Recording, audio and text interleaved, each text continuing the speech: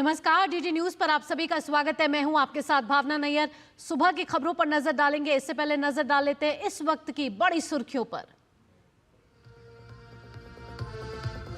भारत के कड़े संदेश के बाद ब्रैम्पटन में मंदिर पर हमले में कनाडा की कार्रवाई। प्रदर्शन में शामिल पुलिसकर्मी निलंबित, 3 लोगों को किया गिरफ्तार।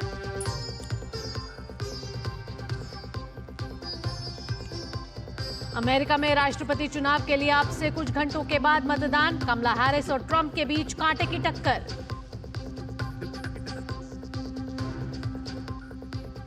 झारखंड में राजनाथ सिंह और योगी आदित्यनाथ संभालेंगे भाजपा के प्रचार की कमान। कांग्रेस अध्यक्ष खड़गे शुरू करेंगे पार्टी का प्रचार।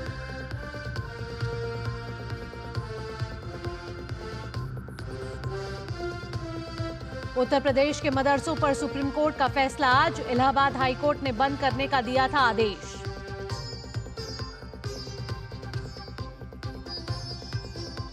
नहाय खाए के साथ आज से शुरू हुआ लोक आस्था का महापर्व छठ। बाजारों में खरीदारी के लिए उमड़े श्रद्धालु।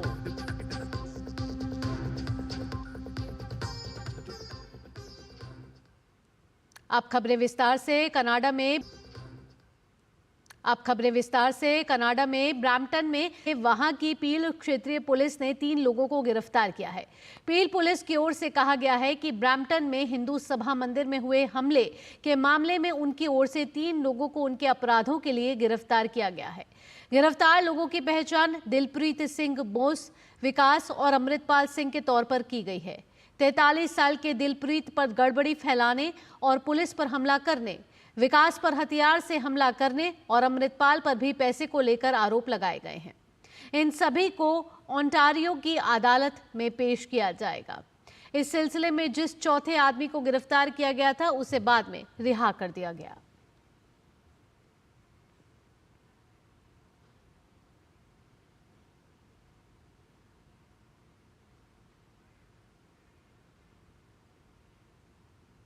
ब्रैम्पटन में हिंदू सभा मंदिर के बाहर खालिस्तानियों के विरोध प्रदर्शन में भाग लेने वाले कनाडाई पुलिसकर्मी को निलंबित कर दिया गया है।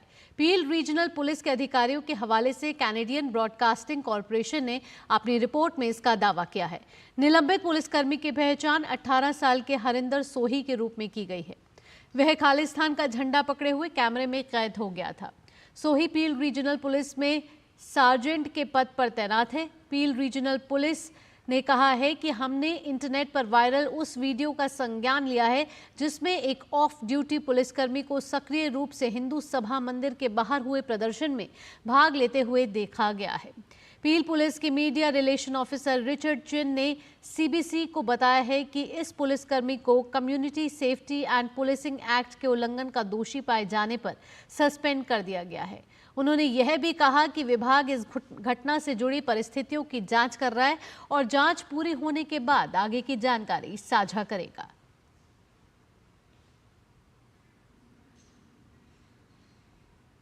कनाडा में हिंदू मंदिर पर हुए हमले पर प्रधानमंत्री नरेंद्र मोदी की कड़ी प्रतिक्रिया को विदेश मामलों के विशेषज्ञ सुशांत सरीन ने महत्वपूर्ण बताया है। उन्होंने कहा कि कनाडा का जिस तरह का रवैया है उस पर प्रधानमंत्री ने काफी सोच समझकर प्रतिक्रिया दी है।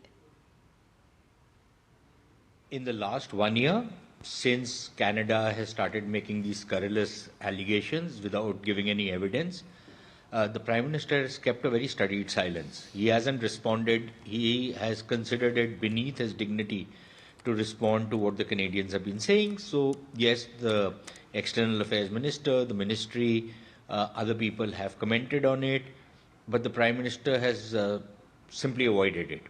But I think now what happened yesterday, it's the tipping point has been reached in some ways. And I think the Prime Minister has reacted to it.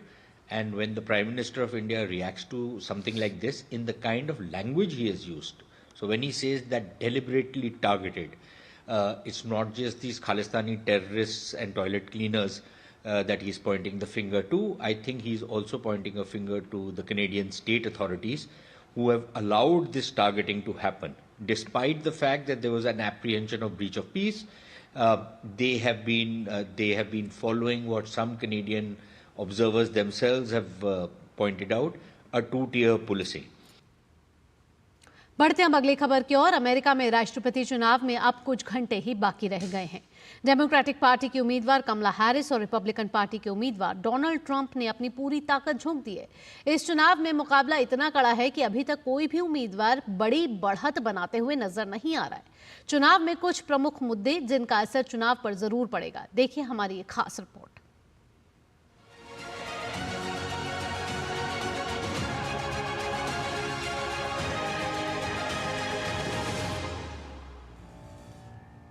America में राष्ट्रपति पद के लिए चंद घंटों बाद मतदान होना है। इस चुनाव में डेमोक्रेटिक उम्मीदवार कमला हैरिस का मुकाबला रिपब्लिकन उम्मीदवार डोनाल्ड ट्रंप से है। इनमें से जो भी उम्मीदवार जीतेगा वह अमेरिका का 47वां राष्ट्रपति बनेगा। ऐसे में पूरी दुनिया की निगाह अमेरिकी राष्ट्रपति चुनाव पर है। इस बार अमेरिकी राष्ट्रपति चुनाव में वैसे तो बहुत से मुद्दे छाए हुए हैं, लेकिन नतीजों को निर्धारित करने में 5 मुद्दे सर्वाधिक भूमिका निभा सकते हैं। ये मुद्दे हैं अर्थव्यवस्था, आप्रवासन, गर्भपात का अधिकार, विदेश नीति और जलवायु परिवर्तन। पूर्व राष्ट्रपति और रिपब्लिकन उम्मीदवार डोनाल्ड ट्रंप अमेरिकी आयात पर 10% टैरिफ लगाने की बात कह रहे हैं। अपने आर्थिक एजेंडे को आगे बढ़ाते हुए ट्रंप ने एक क्रिप्टो करेंसी प्लेटफॉर्म भी लॉन्च किया है, जबकि दूसरी ओर उपराष्ट्रपति और डेमोक्रेटिक उम्मीदवार कमला हैरिस मध्यम वर्ग पर फोकस कर रही हैं। उनका एजेंडा अमीरों पर थोड़ा टैक्स बढ़ाना और परिवारों को राहत देने के लिए चाइल्ड टैक्स क्रेडिट जैसी पहल को आगे बढ़ाना है। वहीं इमिग्रेशन या आप्रवासन को लेकर ट्रंप का दृष्टिकोण सख्त है। वो अवैध रूप से रह रहे लोगों के सामूहिक निर्वासन और राष्ट्रीय सुरक्षा के लिए सीमा पर दीवार बनाने जैसे कदमों के समर्थक हैं। कमला हैरिस भी सख्त आप्रवासन नीति की समर्थक हैं, लेकिन वो बाइडेन प्रशासन की नीति के अनुरूप सुरक्षा उपायों और मानवाधिकारों के बीच संतुलन की वकालत करती हैं। गर्भपात संबंधी अधिकार का मुद्दा इस बार के चुनाव में काफी अहम माना जा रहा है। सुप्रीम कोर्ट द्वारा इस अधिकार को निरस्त किए जाने का क्रेडिट ट्रंप लेते हैं। साथ ही वो भविष्य में मेडिकल गर्भपात पर भी नियंत्रण की बात कर रहे हैं। वहीं कमला हैरिस देश भर में गर्भपात का अधिकार बहाल करने का वादा कर रही हैं। इसके अलावा विदेश नीति को लेकर ट्रंप का दावा है कि जीतने के बाद वो यूक्रेन और पश्चिम एशिया में जारी संघर्ष को तुरंत हल करा देंगे। वो रूस के खिलाफ यूक्रेनी सैन्य अभियान को अमेरिकी वित्तीय सहायता के आलोचक हैं। उधर कमला हैरिस मानवीय सहायता पर जोर देते हुए यूक्रेन की मदद जारी रखने की बात कह रही हैं। ट्रंप जलवायु परिवर्तन के मुद्दे को छल मानते हैं। उन्हीं के कार्यकाल में अमेरिका ने पेरिस समझौते से खुद को अलग कर लिया था। उधर कमला हैरिस स्वच्छ ऊर्जा में अतिरिक्त निवेश के लिए विशेष कानून की समर्थक हैं। अब देखना यह है कि इन बेहद अहम मुद्दों पर अमेरिकी मतदाता ट्रंप के साथ जाते हैं या फिर कमला हैरिस के पक्ष के साथ खड़े होते हैं। अब बढ़ते हैं अगली खबर की ओर। विधानसभा चुनाव के मद्देनजर झारखंड में चुनाव प्रचार ने तेजी पकड़ ली है। इसी क्रम में भारतीय जनता पार्टी के वरिष्ठ नेता और रक्षा मंत्री राजनाथ सिंह आज झारखंड के जमशेदपुर में एक जनसभा को संबोधित करेंगे। राजनाथ सिंह जमशेदपुर में भाजपा प्रत्याशी पूर्णिमा साहू के पक्ष में जनता से वोट डालने की अपील करेंगे। वहीं भाजपा नेता और उत्तर प्रदेश के मुख्यमंत्री योगी आदित्यनाथ झारखंड के कोडरमा में भाजपा प्रत्याशी डॉक्टर नीरा यादव के समर्थन में चुनावी जनसभा करेंगे। वहीं जमशेदपुर में भी योगी आदित्यनाथ जनसभा को संबोधित करेंगे। इसके अलावा योगी आदित्यनाथ हजारीबाग में भाजपा प्रत्याशी प्रदीप प्रसाद के पक्ष में तीसरी जनसभा करेंगे और जनता से भाजपा प्रत्याशी को जीत दिलाने की अपील करेंगे। वहीं चुनाव प्रचार में कांग्रेस ने भी पूरी ताकत झोंक दी है। इसी क्रम में कांग्रेस के राष्ट्रीय अध्यक्ष मल्लिकार्जुन खड़गे आज झारखंड में चुनाव प्रचार की कमान संभालेंगे। खड़गे मांडू से कांग्रेस प्रत्याशी जयप्रकाश भाई पटेल और कांके विधानसभा क्षेत्र से कांग्रेस प्रत्याशी सुरेश बैठा के पक्ष में जनसभा करेंगे। वहीं पार्टी के महासचिव सचिन पायलट जमशेदपुर पूर्वी में रोड शो कर जनता से संपर्क करेंगे और कांग्रेस प्रत्याशी डॉक्टर अजय कुमार के लिए जनता से वोट की अपील करेंगे। आपको बता दें कि झारखंड में 13 और 20 नवंबर को 2 चरणों में विधानसभा मतदान है। झारखंड विधानसभा चुनाव को लेकर राज्य का सियासी तापमान बढ़ गया है। राजनीतिक पार्टियों ने अपने अपने दिग्गजों को मैदान में उतार दिया है। विधानसभा चुनाव में एनडीए और इंडी गठबंधन के बीच कड़ा मुकाबला है। राज्य की हॉट सीटों में से गढ़वा विधानसभा सीट भी है। देखिए गढ़वा से हमारे संवाददाता सोमेश पटेल की है खास रिपोर्ट। गढ़वा विधानसभा सीट में बीजेपी ने इस बार 2 बार के विधायक रह चुके सत्येंद्र नाथ तिवारी को चुनावी मैदान में उतारा है, तो वहीं जेएमएम ने झारखंड सरकार में मंत्री मिथिलेश कुमार ठाकुर को मैदान में उतारा है। 28 साल पहले 1 अप्रैल 1991 को गढ़वा जिले का गठन किया गया। पलामू के 8 प्रखंडों को मिलाकर इस जिले का निर्माण किया गया था। झारखंड के इस जिले की सीमाएं 3 राज्यों से मिलती हैं। ये राज्य हैं उत्तर प्रदेश, बिहार और छत्तीसगढ़। वर्ष 2000 में झारखंड राज्य बना। बिहार से अलग होकर नई गति से विकास की ओर आगे बढ़ने लगा। लेकिन जब गढ़वा बिहार राज्य में था तब इस सीट पर ज्यादातर राजद के प्रतिनिधि ही विधायक होते थे। गढ़वा विधानसभा सीट से बीजेपी प्रत्याशी सत्येंद्र नाथ तिवारी का कहना है कि झारखंड राज्य में पूरे 5 सालों में केवल भ्रष्टाचार हुआ है। गढ़वा में भू माफिया सक्रिय हैं। वे इस बार विधानसभा सीट से जीत का भी दावा कर रहे हैं। करप्शन सबसे बड़ा मुद्दा है, भ्रष्टाचार सबसे बड़ा मुद्दा है और भय भी एक बहुत बड़ा इशू बन गया है आज के समय। झारखंड के 5 टॉप जो सीट होगा उसमें गढ़वा भी होगा जीतने के मामले में। झारखंड सरकार में मंत्री मिथिलेश कुमार ठाकुर का कहना है कि उनकी सरकार ने पूरे 5 साल जनता की सेवा की है। उन्होंने इस बार फिर से झारखंड में इंडिया महागठबंधन की सरकार बनने का दावा किया है। हमारा मुद्दा यही होता है कि जनता को हक अधिकार दिलाना और विकास की बातें करना। हम अनर्गल बातें नहीं करते हैं, हम संविधान बदलने की बात नहीं करते हैं, लोकतंत्र को कमज़ोर नहीं करते हैं। लोकतंत्र पर हमारी पूरी आस्था है और हम अपने काम के मुद्दे पर जनता के बीच जाते हैं। एक एक लोगों ने मन बना लिया है और जीत ऐसी होगी कि जो लोग आज तक जनता को बेवकूफ़ समझते आए, जनता के वोट को अपना जागीर समझते आए, वैसे लोगों को करारा जवाब देगी गढ़वा की जनता। वहीं स्थानीय लोगों का कहना है कि गढ़वा में 5 साल में कोई विकास नहीं हुआ है। केवल एक काम हुआ है और वो है भ्रष्टाचार। चाहे पेपर लीक का मामला हो, बालू घोटाला हो या फिर नौकरी की बात हो, सब पे भ्रष्टाचार हुआ है। विकास कुछ ही किए हैं। विकास तो ये किए हैं कि चिनिया रोड का जो है बन रहा है, एक हम लोग का पचपड़वा से फूट रहा है रोड, और सुन रहे हैं कि गवर्नमेंट जो है मुआवजा का संहिता दी, अभी तक पब्लिक का भी मुआवजा नहीं मिला। बीजेपी के नेता 5 साल में हुए भ्रष्टाचार के मुद्दों को लेकर जनता के बीच जा रही है, तो वहीं झारखंड मुक्ति मोर्चा के प्रत्याशी 5 साल में हुए विकास के मुद्दों को लेकर जनता के बीच जा रहे हैं। हालांकि दोनों प्रत्याशियों के अपने अलग अलग दावे हैं, लेकिन जनता का आशीर्वाद किसे मिलेगा ये तो 23 नवंबर के मतगणना के बाद ही पता चल पाएगा। अपने सहयोगी विजयन तिवारी के साथ सोमेश पटेल, डीडी न्यूज, गढ़वा, झारखंड। और झारखंड के बाद अब बात कर लेते हैं महाराष्ट्र विधानसभा चुनाव की। महाराष्ट्र की 288 विधानसभा सीटों के लिए नामांकन वापसी के बाद महायुति और महाविकास आघाड़ी की तरफ से प्रचार अभियान तेज हो गया है। महायुति की तरफ से चुनाव प्रचार की कमान खुद मुख्यमंत्री एकनाथ शिंदे ने उठाई है, जो आज कोल्हापुर उत्तर में एक बड़ी सभा को संबोधित करेंगे, जहां उप मुख्यमंत्री भी शामिल रहेंगे। आज उद्धव ठाकरे भी कोल्हापुर में चुनाव प्रचार को धार देते हुए नजर आएंगे। बारामती में अपने पोते के लिए मराठा क्षत्रप शरद पवार डेरा डाले हुए हैं।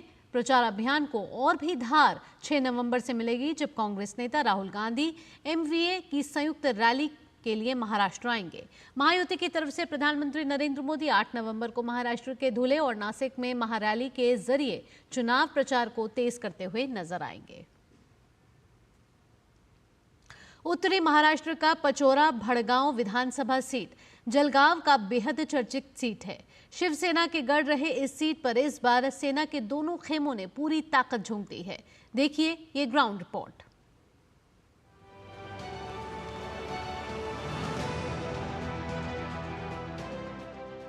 पचोरा भड़गांव निर्वाचन क्षेत्र पिछले 2 दशक से शिवसेना का गढ़ रहा है। विधायक किशोर पाटिल 2014 और 2019 में लगातार 2 बार चुने गए हैं। पार्टी में फूट के बाद वो एकनाथ शिंदे के साथ चले गए। अब किशोर पाटिल उद्धव ठाकरे की आंखों का कांटा बने हुए हैं, जिसे निकालने के लिए उद्धव सेना ने यहां से वैशाली सूर्यवंशी को मैदान में उतारा है। वैशाली जहां एकनाथ शिंदे के खिलाफ जमकर बयानबाजी करते हुए ये दावा कर रही हैं कि सभी शिव सैनिक उद्धव ठाकरे के साथ हैं, और वहीं किशोर पाटिल शिंदे के नेतृत्व में चली 2.5 साल की सरकार की उपलब्धियां गिना रहे हैं। शिवसेना प्रमुख बालासाहेब ठाकरे ने पार्टी की सारी जिम्मेदारियां उद्धव साहब को सौंपी थी। सभी बाला साहब के वफादार शिव सैनिक उद्धव साहब के साथ है। इस चुनाव मतदाता उन्हें सबक सिखाएंगे। महाविकास आघाड़ी और उद्धव साहब की जो सरकार है इस महाराष्ट्र में आने वाली है, ये 200% मुझे आत्मविश्वास है। 2.5 साल उद्धव जी ठाकरे साहब ये राज्य के मुख्यमंत्री थे और 2.5 साल ये राज्य के मुख्यमंत्री आदरणीय शिंदे साहब जी मुख्यमंत्री थे। अगर उद्धव जी को पूछा कि आपने 2.5 साल में क्या किया तो उसका जवाब 0 है। और अगर आप आदरणीय एकनाथ जी शिंदे साहब जी को पूछेंगे तो ये महाराष्ट्र का एक भी ऐसा घटक बचा नहीं कि उसके लिए शिंदे साहब ने कुछ किया नहीं है। ये जो पूरे महाराष्ट्र के नारी का सम्मान उन्होंने किया है वो तो इतना अजब है कि वो सिर्फ महाराष्ट्र में इतिहास नहीं बल्कि पूरे देश में एक उन्होंने इतिहास रचा है।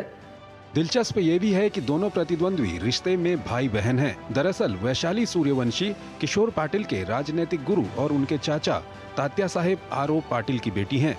यहाँ ये देखना होगा कि क्या शिवसेना के विभाजन के बाद मिली सहानुभूति और एंटी इनकम्बेंसी का फायदा वैशाली सूर्यवंशी को मिल पाता है या फिर इस विधानसभा क्षेत्र में हुए विकास के दम पर किशोर पाटिल मैदान मार लेते हैं। 5 विधानसभा सीटों पर सेना बनाम सेना का दिलचस्प मुकाबला चलेगा। उसमें सबसे मजेदार मुकाबला जो है वो पाचोरा विधानसभा सीट पर होगा जो कि जलगांव में आता है। यह मुकाबला इसलिए दिलचस्प नहीं होगा क्योंकि यहाँ पे भाई और बहन कंटेस्ट कर रहे हैं एक दूसरे के खिलाफ, बल्कि इसलिए महत्वपूर्ण होगा क्योंकि उद्धव ठाकरे, आदित्य ठाकरे और संजय राउत यहाँ पर पिछले 2.5 सालों में करीब 10 आम सभाएं कर चुके हैं। ऐसे में ये मामला सीधे सीधे प्रतिष्ठा का विषय बन चुका है। अपने सहयोगी कपिल के साथ मैं योगेश कुमार शीतल, दूरदर्शन समाचार, उत्तरी महाराष्ट्र। और अब खबर वक्फ संशोधन विधेयक से जुड़ी हुई। वक्फ संशोधन विधेयक 2024 पर विचार विमर्श करने के लिए बनाई गई संयुक्त संसदीय समिति यानी कि जेपीसी की बैठकों का दौर लगातार जारी है।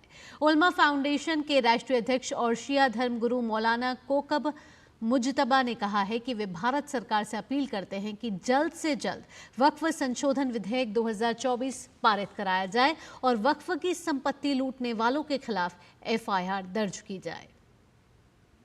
वक्फ प्रॉपर्टी किसी का जाती माल नहीं होती है। मुतवल्ली और चेयरमैन को सिर्फ इतना हक हासिल है कि वो उसकी हिफाजत करे, लेकिन वक्फ बोर्ड की जितनी भी प्रॉपर्टी है जब वाकिफ ने वक्फ कर दी तो वो भारत की होती है, भारतवासियों की होती है, मानवता के लिए होती है, जिस काम के लिए की गई है उसके लिए होती है। आज मेरी भारत सरकार से गुजारिश है कि जल्दी से जल्दी वक्फ संशोधन बिल 2024 पास किया जाए और जिन लोगों ने वक्फ की जायदादों को बर्बाद किया है, खाया है, लूटा है, उनके खिलाफ तत्काल एफआईआर दर्ज करके उनको सख्त से सख्त सज़ा दिलाई जाए ताकि ये सरकार की संपत्ति, कौम और मिल्लत की संपत्ति फिर से कामयाबी और कामरानी की तरफ मिल्लत इंसानियत को बढ़ा सके। आस्था का महापर्व छठ आज से नहाए खाए के साथ शुरू हो रहा है। 4 दिन के इस पावन अनुष्ठान में कल खरना का विधान संपन्न होगा। बृहस्पतिवार की संध्या अस्ताचलगामी सूर्य को और शुक्रवार प्रातः उदीयमान सूर्य को अर्घ्य अर्पण करने के साथ ही महापर्व का समापन हो जाएगा।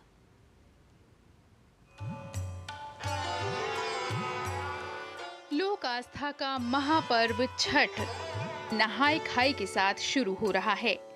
छठ के पहले दिन को नहाए खाए कहते हैं। इस दिन व्रती महिलाएं सुबह उठकर स्नान करती हैं और सात्विक शुद्ध भोजन करती हैं।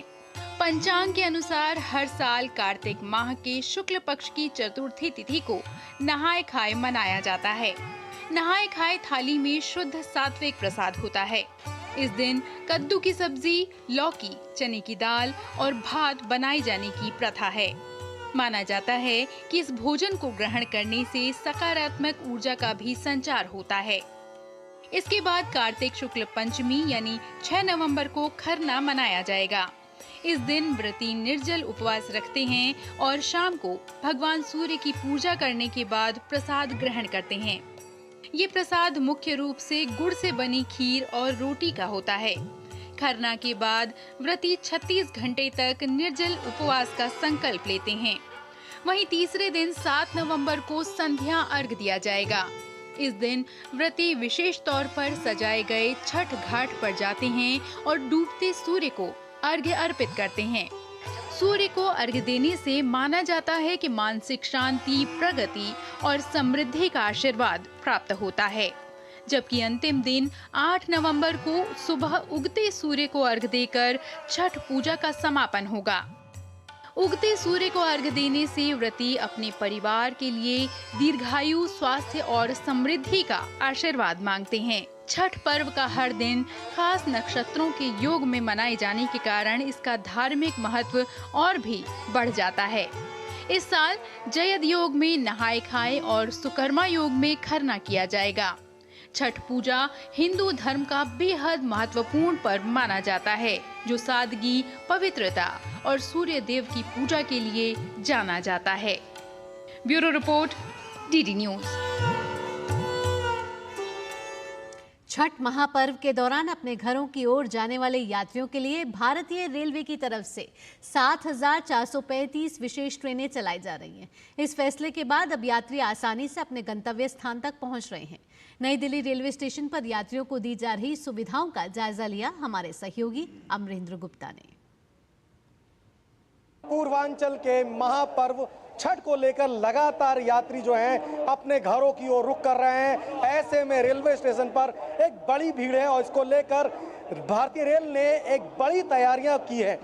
जहां एक और यात्रियों को सुरक्षित गंतव्य तक पहुंचाने के लिए रेलवे ने बाकायदा स्पेशल ट्रेन चलाई है। तकरीबन 7,500 जो स्पेशल ट्रेन है वो रेलवे प्रशासन चला रहा है और जो यात्री जो रेलवे स्टेशन पर मौजूद हैं उनकी सुविधा को लेकर भी यहाँ विशेष इंतजामात किए गए हैं, क्योंकि यात्री जो है सब परिवार अपने परिवार के साथ छठ पर्व में शामिल होने के लिए अपने अपने गृह जनपद में जा रहे हैं। ऐसे में नई दिल्ली रेलवे स्टेशन पर भीड़ इकट्ठी ना हो उसको लेकर जो यात्री हैं जब प्लेटफॉर्म पर आते हैं तो बाकायदा उनके लिए जो एंट्री पॉइंट है उसमें सिंगल एंट्री पॉइंट रखा गया है और वो लोग बाकायदा बैरिकेटिंग के साथ उस एंट्री पॉइंट से एंटर होते हैं और उसके बाद वो अपने अपने गंतव्य की ओर जाते हैं। इसके अलावा जब यात्री नई दिल्ली रेलवे स्टेशन पर आते हैं तो सामने एक स्वागत कक्ष बना रखा है और इस स्वागत कक्ष में जो प्रतीक्षा स्थल करके कह सकते हैं, यहाँ वो सारे यात्री जिनके पास रिजर्वेशन की टिकट है या जिनके पास जो जनरल टिकटें हैं वो अपनी अपनी ट्रेनों का यहाँ पर इंतजार करते हैं और बाकायदा यहाँ पर वो सारी फैसिलिटी दी गई हैं। कुल मिलाकर कहें तो छठ महापर्व पर यात्री सुरक्षित घर पहुंचे, अपने महापर्व को पूरा करें, इसको लेके जो ये 4 दिवसीय महापर्व छठ है इसको लेके रेलवे ने पूरी तैयारियां कर ली है और नई दिल्ली पर उसकी जो एक तस्वीर है वो देखी जा सकती है। भारतीय रेल ने महापर्व छठ में जो यात्री हैं जो अपने घरों की ओर जा रहे हैं उनके सुरक्षित यात्रा को लेके पूरी तैयारियां की गई हैं और नई दिल्ली रेलवे स्टेशन पर उन तैयारियों को खासा आसानी से देखा जा सकता है। कैमरामैन राजेश रिकी के साथ नई दिल्ली रेलवे स्टेशन से अमरेंद्र गुप्ता, डीडी न्यूज, दिल्ली। बढ़ते हैं अब अगली खबर की ओर। प्रसिद्ध कलाकार राजा रवि वर्मा के योगदान को नमन करने के लिए दिल्ली के इंडिया हैबिटेट सेंटर में कार्यक्रम का आयोजन किया गया। चित्रांजलि 2024 में फिल्म और रंगमंच से जुड़े कलाकार शामिल हुए। आप इस रिपोर्ट को देखिए। फिलहाल के लिए मुझे दीजिए अनुमति। नमस्कार। आधुनिक कला को समर्पित मेघ मंडल संस्थान ने 4 नवंबर को राजधानी दिल्ली के इंडिया हैबिटेट सेंटर के सभागार में चित्रांजलि 2024 के 7वें संस्करण का आयोजन किया। यह कार्यक्रम प्रसिद्ध भारतीय कलाकार राजा रवि वर्मा के उल्लेखनीय योगदान को श्रद्धांजलि देने के लिए समर्पित था। कार्यक्रम में देश के नियंत्रक एवं महालेखा परीक्षक जीसी मुर्मू मुख्य अतिथि के रूप में शामिल हुए। इस कार्यक्रम में विशिष्ट अतिथि के रूप में जाने माने फिल्म और रंगमंच अभिनेता और लेखक मकरंद देशपांडे उपस्थित रहे। कार्यक्रम में मेघा नायर और उनके सहयोगियों ने भरतनाट्यम और कथक की सुंदर प्रस्तुतियों से सभागार में उपस्थित सभी लोगों को मंत्रमुग्ध कर दिया।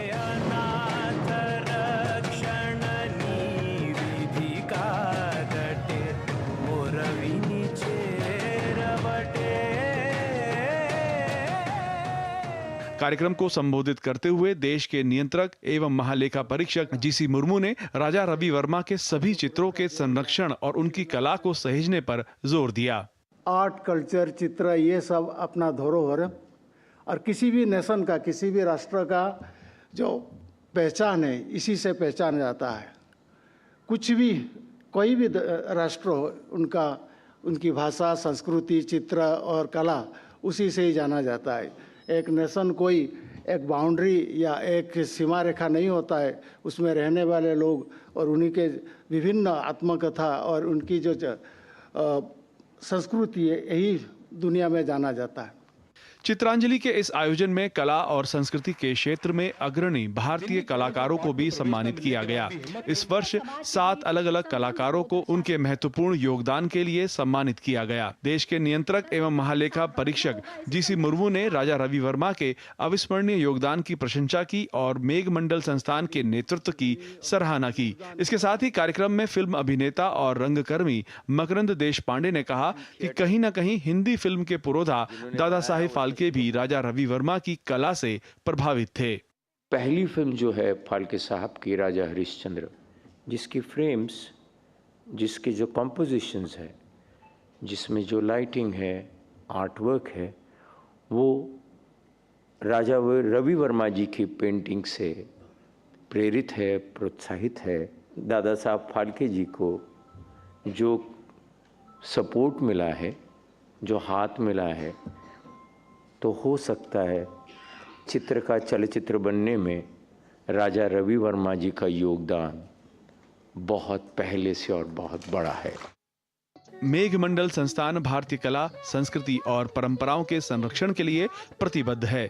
इसके अलावा संस्थान वंचित समुदायों के जीवन में सकारात्मक बदलाव लाने के लिए काम कर रहा है। Bureau report, DD news.